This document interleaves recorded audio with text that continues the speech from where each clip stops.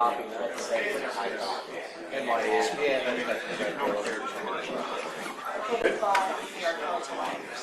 so we'll go ahead and get started here. Good morning, Derbycon. Good morning. How was everyone this morning? Tired. Yeah? Everybody get enough sleep? Yeah.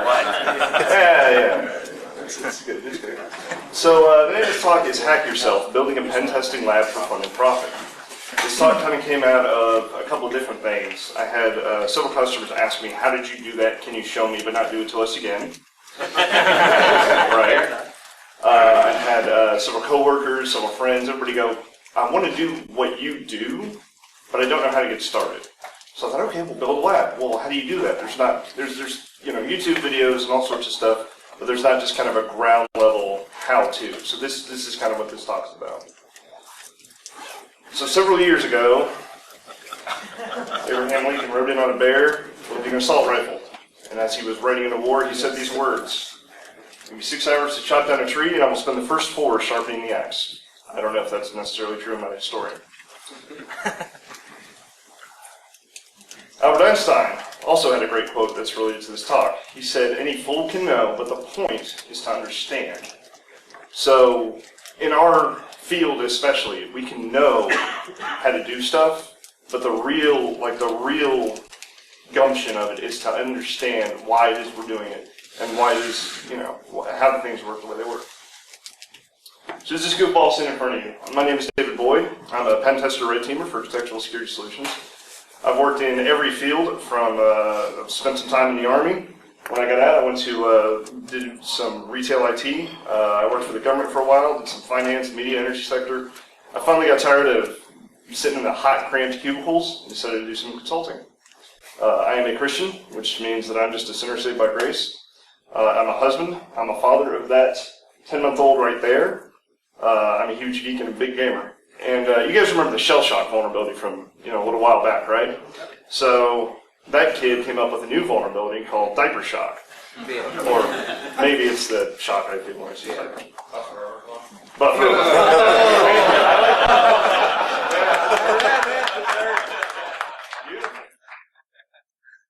Just a quick note here about Hackers for Charity.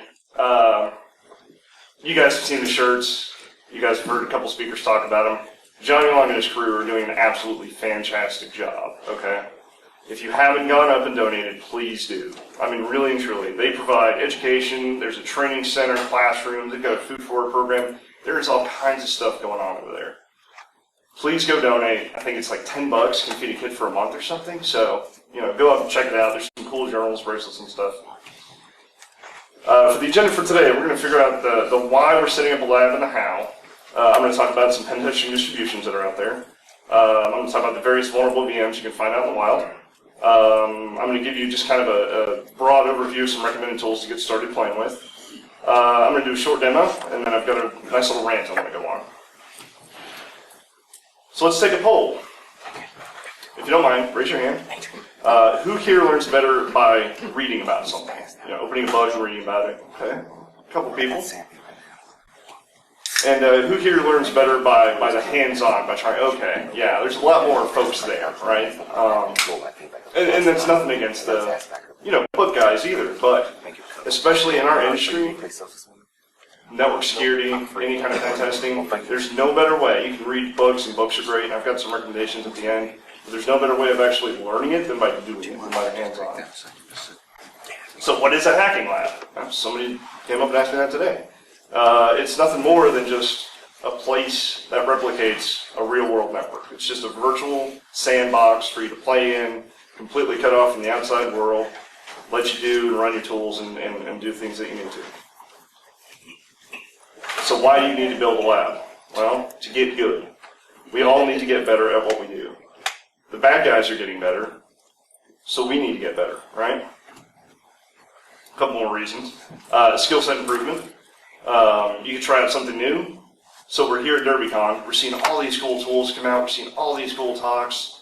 I'm like, man, I really want to try that thing out that he did, but I don't have a place to do it. Go home, fire up your lab, download that new tool that he just demoed, try it out.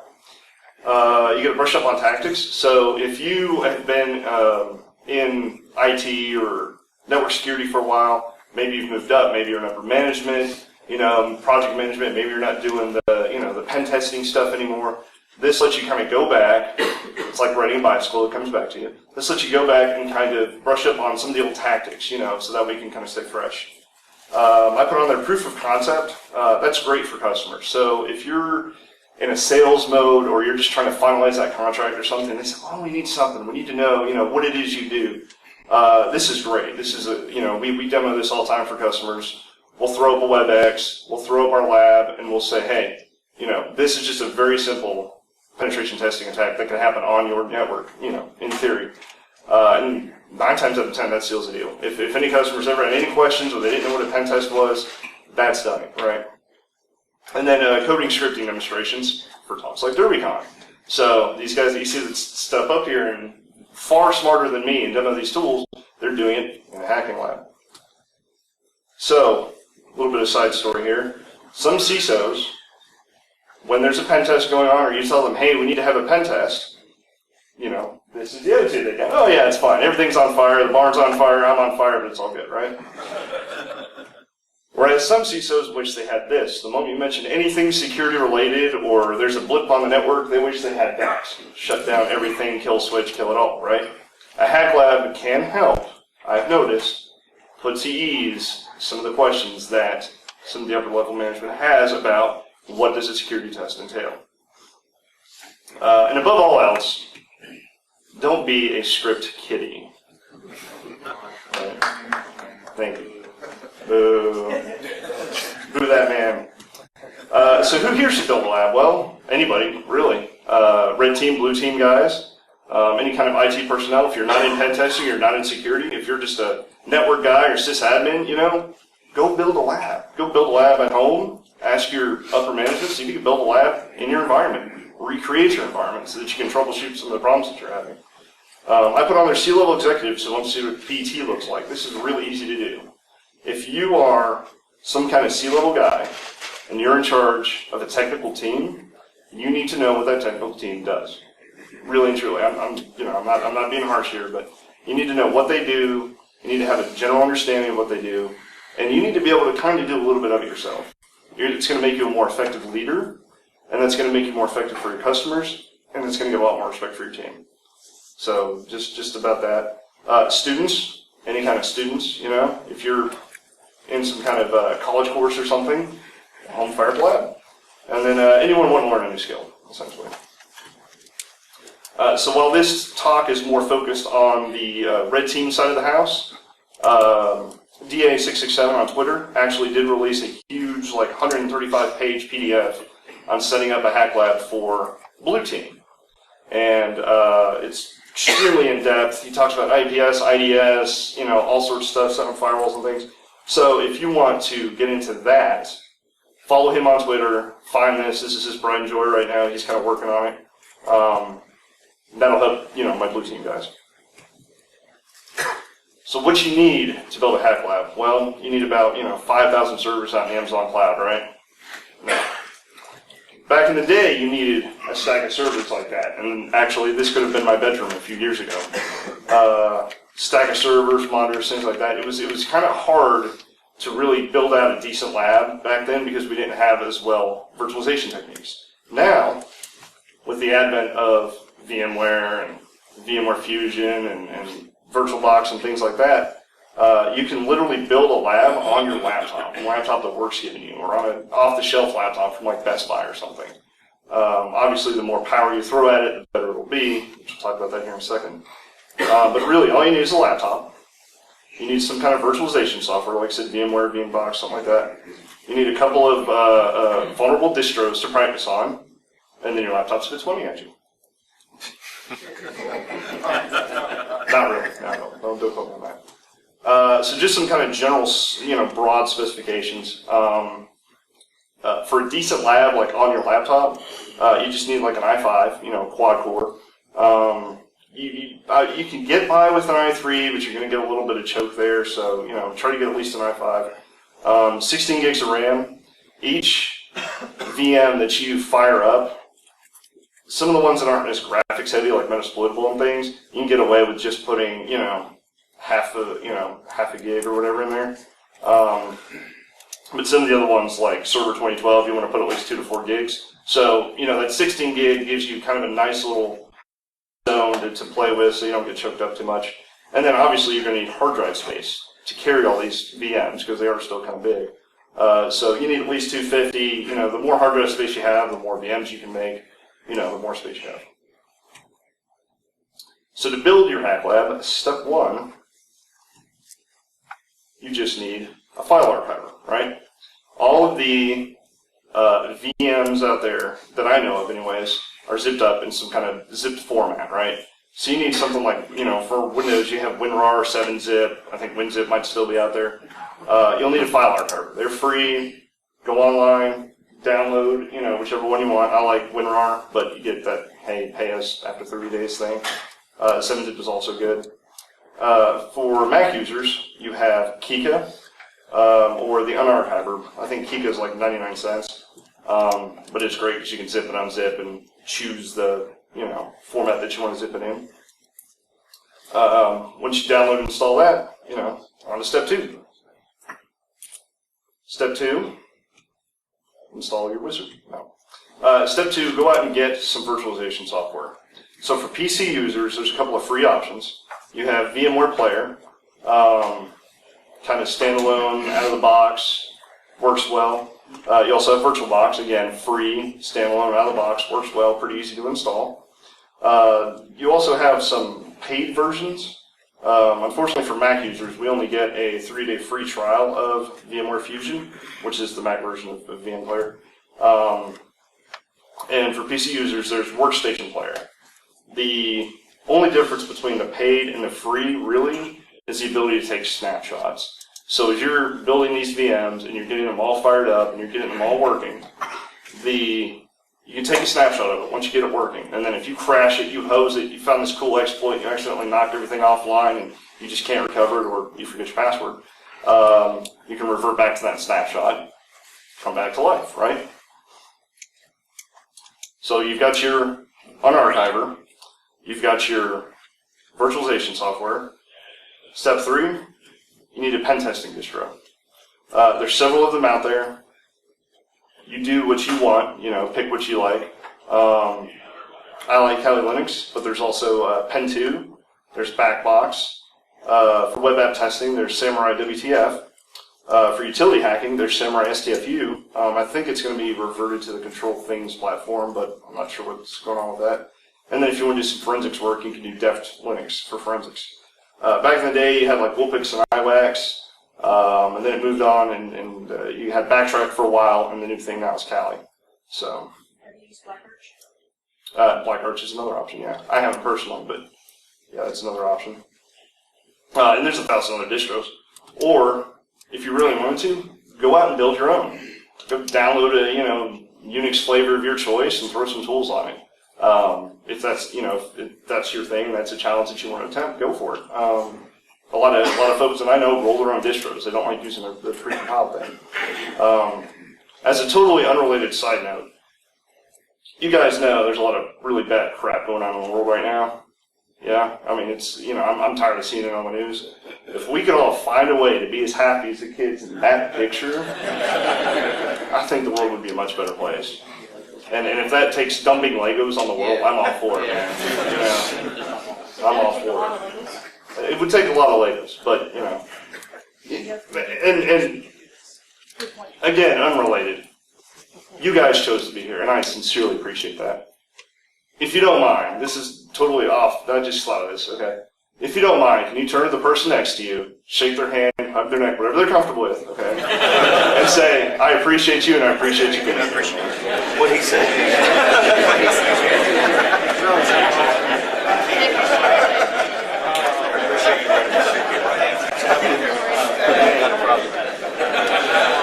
Give yourselves a hand, guys. That's what Derbycon is about. Man.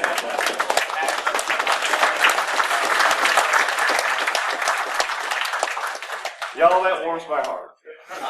No, that really does. That really does. Thank you, guys. Seriously, thank you. Okay. I get choked up a little bit.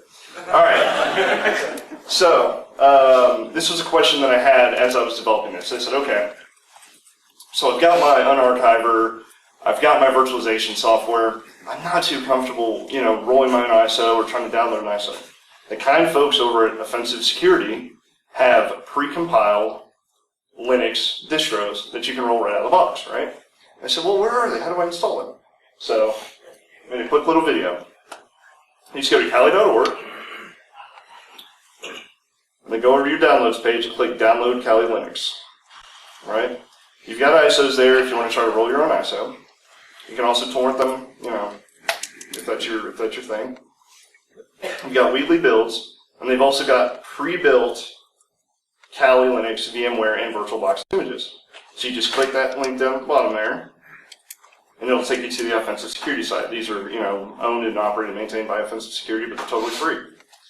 And then literally, you can choose VMware or VirtualBox images. Easy to download. Just click them and start the download. They're ready to go right out of the box. No crazy setup or anything needed. At the most, you might want to change the password. Don't use default passwords. You run your VMs off in Excel, right? You can. I've noticed there's a lot of choke with that. And some of the older VMs, USB 3.0, there's not a lot of love there.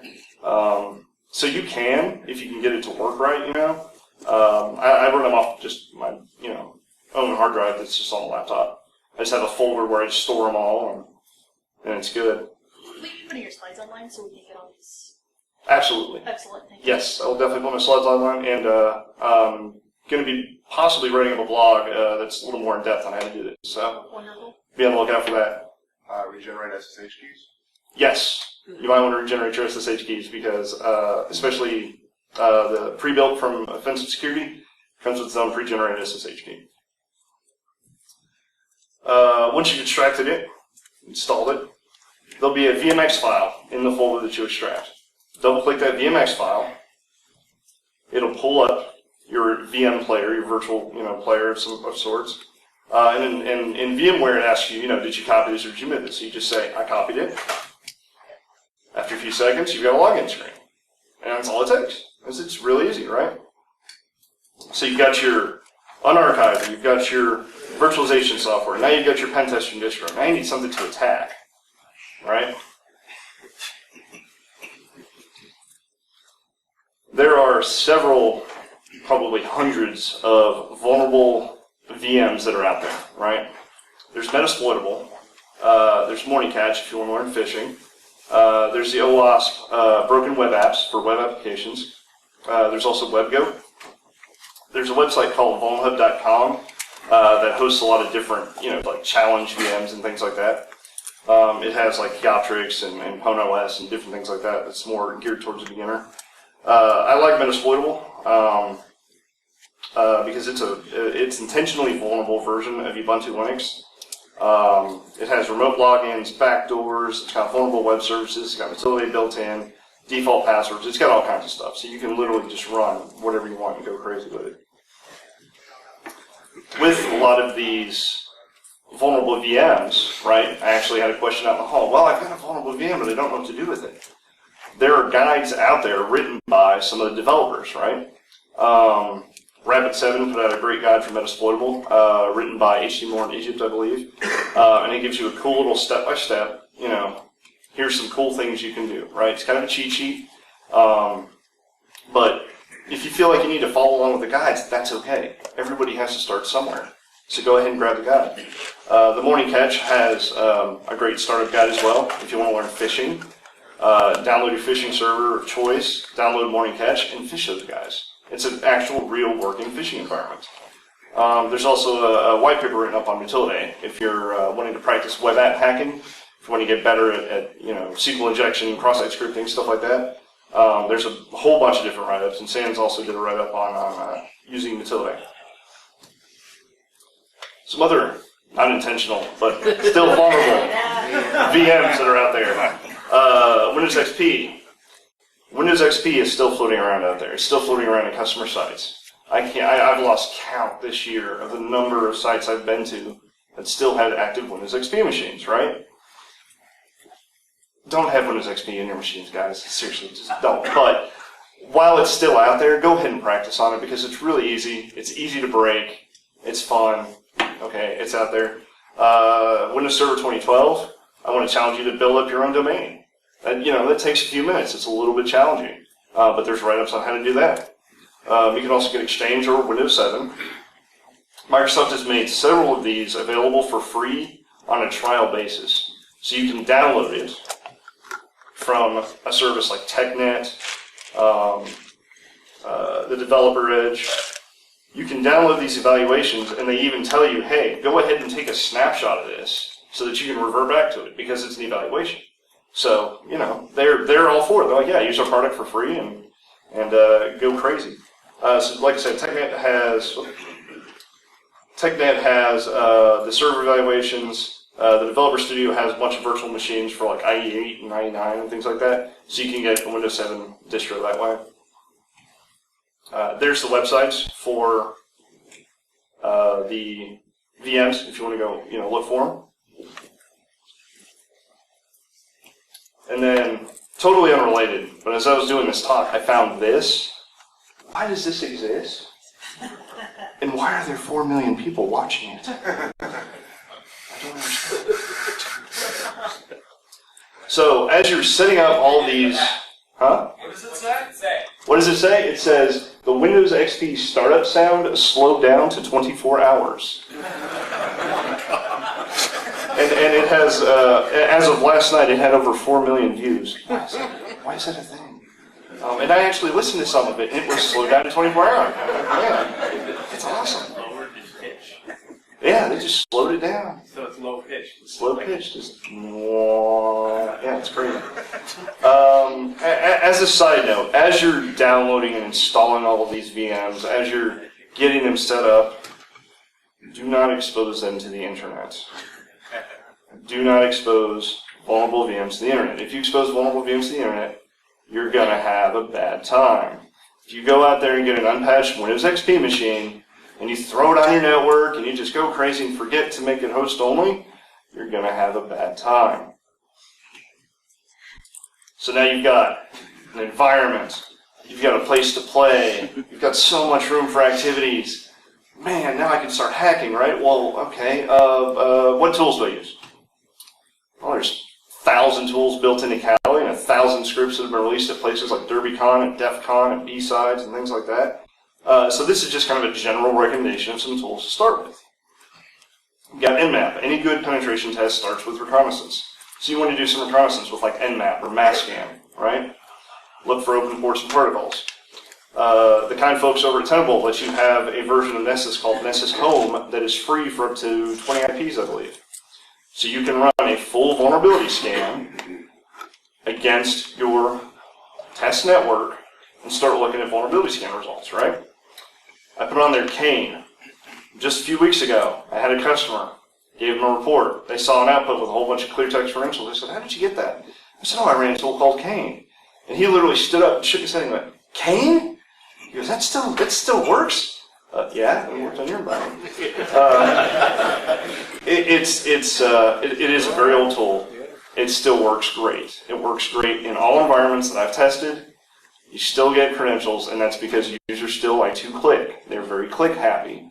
So go practice with Kane. Go do some ARC poisoning attacks. Please do not go ARC poisoning on /24.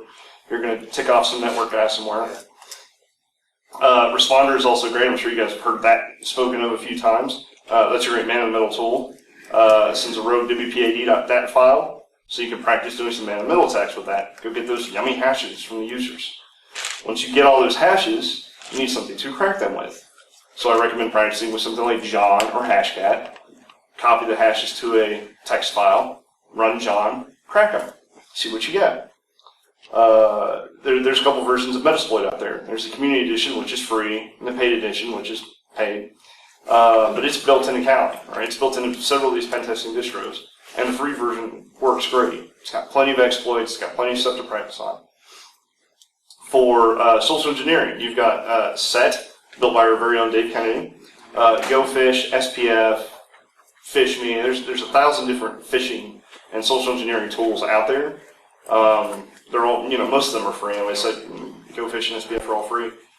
So fire up that phishing box. Start practicing some phishing attacks. Figure out the best email layout that you like, that you know works and looks good, and that can really fool the user. Start kind of fine-tuning that. I've seen a lot of phishing attacks fail because either the email didn't look authentic, or it looked too real, or just something was off, right? You want to make the user as comfortable as they can as they're going about their day-to-day business, and they just see this email that says it's addressed from HR, and they go, oh yeah, I'll do that thing, click, and then you're in. For open source intelligence gathering, again, thousands of other tools out there. I really like Discover Scripts, written by Lee Baird, I believe his name is. It is absolutely fantastic. It will just pull every bit of open source data you can from a website, spits it on a nice HTML file, lets you read it. It's great reconnaissance. It's also great information for the customer. If they've got a couple domains out there, and then there's somebody setting up a possible phishing attack, and they're squatting on a domain that looks like theirs, this will pull it, and you can look at it and you can say, hey, Google.com with 2 M's has been, squatting for a while. Is that you guys, or do you want to go investigate that? Another great tool for PowerShell scripting is PowerShell Empire, for running PowerShell scripts and things like that. Dude talked about it this weekend. I mean, blows me away the stuff you can do with this. And then CrackMap Exec is a post-exploitation framework. It's really easy to use. It's really easy to set up and install. And you can run PowerShell scripts with it, as well as do reconnaissance and all sorts of stuff. It's kind of a good all-in-one utility belt toolkit. I really like it. And there are probably better ways of doing things. There's 1,000 other tools out there. These are just an example of a handful of some that I like, that I use, and I recommend people use. As an optional, as you're building out your lab, try to build a domain. So go out, get a version of Server 2012, build a domain controller up, add a bunch of users to it. Make it as realistic an environment as you can. It's a little bit of a challenge, but, it's nothing we can't handle, right? Peter Kim did a quick write-up on his website, thehackerplaybook.com, and he's got a nice little write-up about how to build out your own Windows domain. So you figured out how to go out and get it and install it. Here's how to build it up, right? Once you get it all figured out, once you get it all installed, once you set everything to host only, you want to make sure that it all works, right? So you go through, and wow, that is really small. What I'm doing here is I'm just checking that all my VMs are set to host only, so that they are completely segregated from the internet. Everything's offline. It's all hosed and housed within my own system here. And then you go on your attacker platform, and you just want to ping all your systems to make sure they're up and they're working, and make sure you can talk to them. So that's just me pinging through them, make sure they work, make sure they all talk. You don't want to throw an attack out and then, oh man, the VM's not on, or VM's not working, or it's not talking. So, wow, whoops.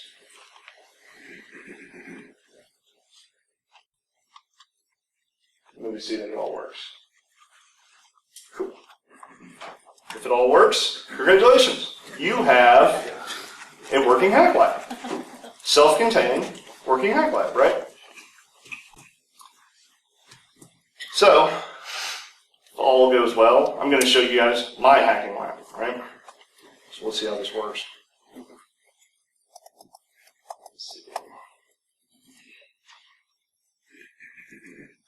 So this is my hacking lab. This is Wayne Enterprises. I've got a Kali Linux box spun up. That's my attacker machine. I've got the GoFish Morning Catch phishing server. I've got a Windows XP box. I've gotten Metasploitable 2. I've built out a domain controller with Windows Server 2012. And I've got another attacker platform. Several tools are only available on Windows. They aren't available on a Unix distro, so it's good to have a Windows 7 box out there. So, I'm going to run you guys through just a really quick penetration test. This is something that I've done at a customer site, and it went almost exactly like this, right? We log in. Yes, I'm using default credentials.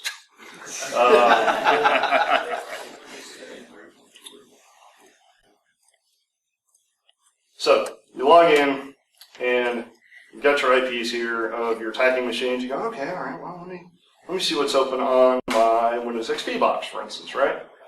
So you just run a quick nmap scan. Let's see if that's coming through okay. Yep. All right, cool. So just run a quick nmap scan for Windows XP box. Let's see what's open on it. Let's pretend like we don't know it's a Windows XP box. By the way, this is where having a little more memory on your host machine allows you to run these things a little bit better. So the more memory you have, the less throttle you're going to get, the less it's going to get choked up. And it's great. So, oh man, I found it, and I'm looking, and okay, well, they've got Telnet open, and looks like a 3389 RDP there, so, it might be a Windows box, but let's just double check here, make sure. Show for OS.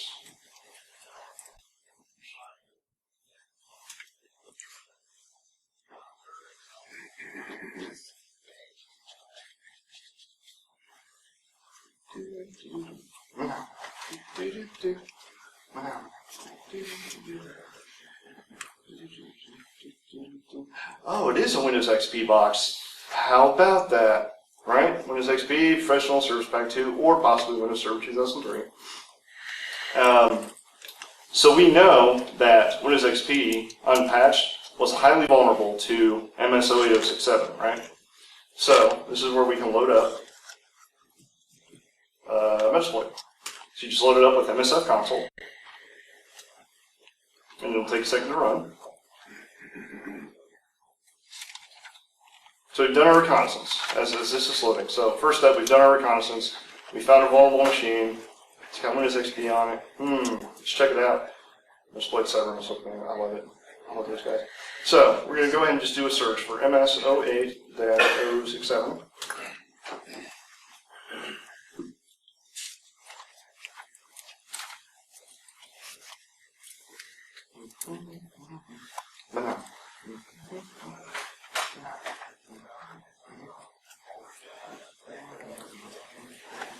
I promise this gets more exciting.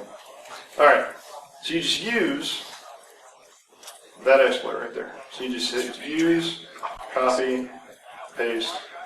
Now you're loaded up. So you've loaded up that exploit and you're going to prepare it for attack.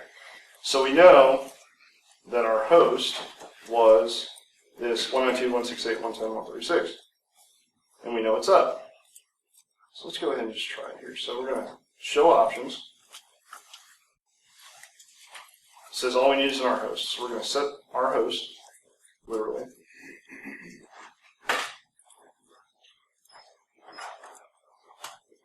And we're set, and then we just hit exploit.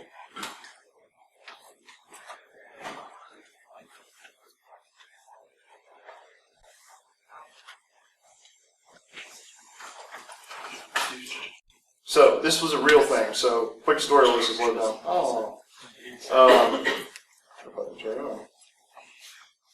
Quick story while I'm loading this up. I was at a customer site just a little while ago, and the customer said, "Oh man, yeah, we're good. We don't have any vulnerabilities. We don't have anything." They had several domains. I got the first domain in a few hours, second domain in a few hours. The third domain was taken. Man, it was just killing me. I couldn't figure out what was going on. So I did some more reconnaissance, couldn't find anything. I was like, man, I don't know if I'm going to be able to get this. I did some reconnaissance on some IPs that I knew were in that range but weren't necessarily specified. I found this box that was floating around out there. They said it was an old DVR box that they had totally forgotten about, right? So I, being the guy that I am, thought, okay, well, let me just kind of exploit that and see what's on it. So I ran this MS-08067, found out that the domain administrator had logged into it recently, right? And for whatever reason, they were using shared credentials. So I got those credentials and passed them on with CrackMap exec, dumped the domain controller, all their passwords. It's great. And that's all right. So run your attack. Let's assume that we got some hashes, and then you can load up something like CrackMap.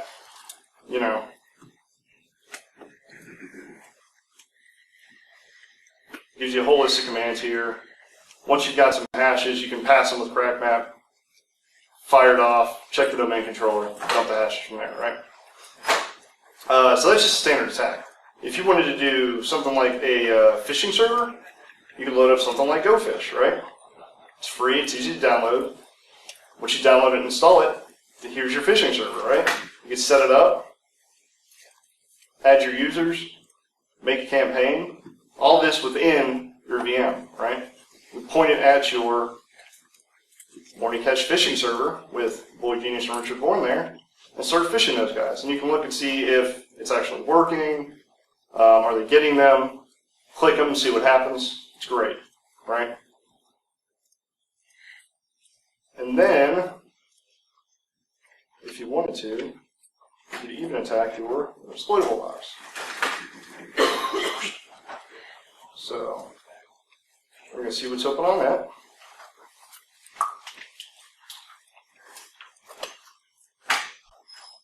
Again, good reconnaissance, right?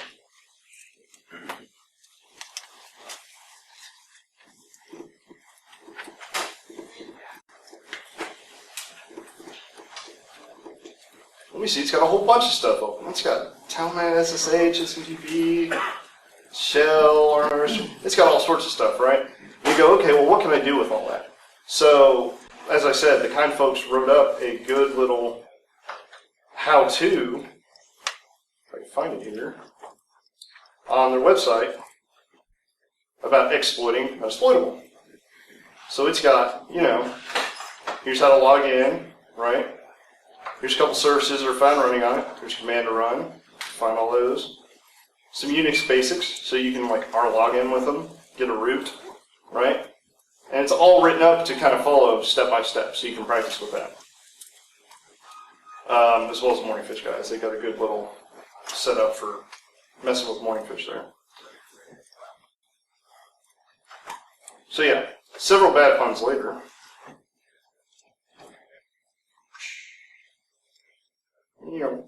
Okay, yeah. So you've got your lab, you figured it out, you've got everything working, you're practicing. If you want to do some additional training, there's a bunch of free tools out there as well. Again, the guys over at Offensive Security did a kind of a course online that's free called Metasploit Unleashed. That'll get you through everything you want to know about running Metasploit, how to do it, some cool secrets, backends, and things. And they even kind of give you a little bit of help in building your own lab. Hack This Site is still relevant. It's kind of an older site, but it's good for training. It's good for web app. It's good for just general hacking stuff. There's also plenty of YouTube videos. All of the Derbycon, DEF CON, B-Sides, ISSA, all these organizations have their videos out there, right? Go out and find them. Go out and see that talk. Build out that tool that guy just released in your lab. Try it out. There's also the SANS Cyber Aces, the InfoSec Institute. There's Cybrary. There's a whole bunch of other, various training and things that you can find online. Let's go forth and conquer. So, quick story for you guys, right? Back in 1995, the movie Hackers was released, right? Great movie. I love it still to this day. I saw that as a young tyke, and I wanted to be those guys, man. I wanted to be Zero Cool. I wanted to be Lord Nikon. I was like, man, what do I need to do? How do I get there, right? And now here I am speaking of Derbycon, so that's pretty cool. That's pretty cool. You can't get where you want to go if you don't have the drive and motivation to get there, right? You've got to put in some work. You've got to have the drive. You've got to have the motivation. You also need to find a mentor, okay? A lot of this stuff you can learn on your own, but mentoring is so ridiculously important. When I was in the Army taught me a couple of things, several things, but a couple of things that stuck out were you train like you fight, and you know the person on the job above you and the person on the job below you. So if you're a sysadmin and there's a SOC team, learn those jobs. If you're a network guy and there's a sysadmin, learn his job. Figure it out. Build it out in the lab, right? You're only going to get better by improving your skill set, learning and growing. And part of that is through mentoring, right? If you have an advanced skill set, let's say you're really, really good at web app testing, and you see some guys that aren't, go help them out. Offer to, hey man, let me show you some cool things about web app testing. If you're a new guy or gal, if you're a new person to security, Go out and find somebody that's really, really good at something that you want to learn. Reach out and say, hey, I want to learn to do what you do. Can you show me? Offer to pay them, buy them lunch, whatever it takes, right? We can't get better by ourselves as well as we can getting better with each other, right? That's why we come to places like Derbycon. That's why we come to things like Defcon. That's why we come to all these talks, because we want to get better. The bad guys are out there, and they're getting better. I promise you that. They're trying to kill your customers' networks. They're trying to steal sensitive data. They're trying to destroy whatever they can, right? And they're getting better, and they're training all the time.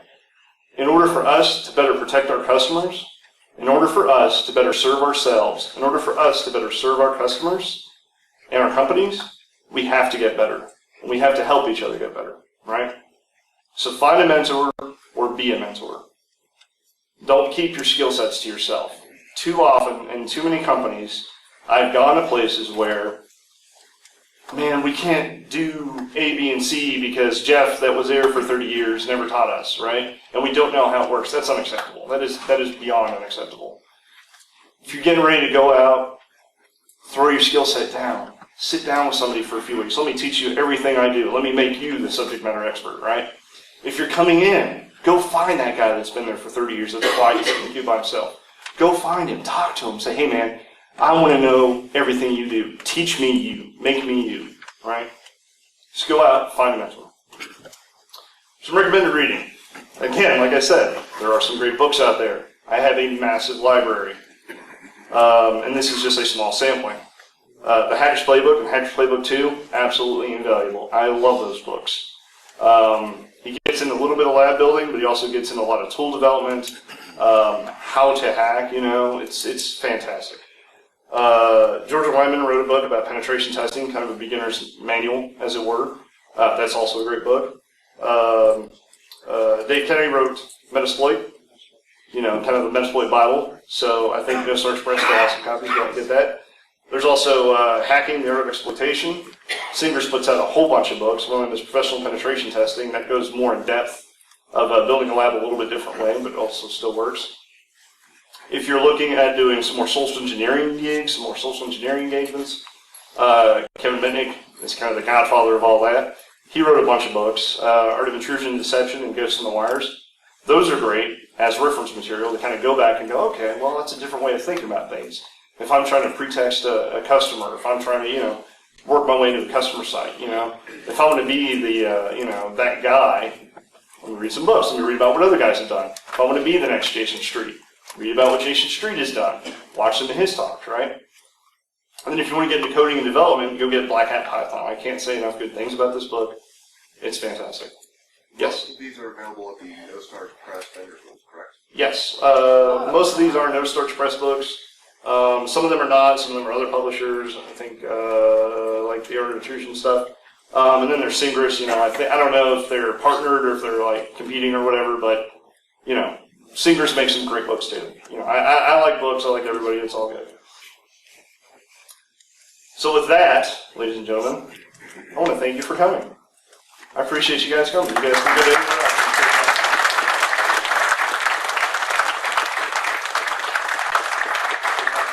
If you want to reach me, I am at FireDog on Twitter, and there's my email address.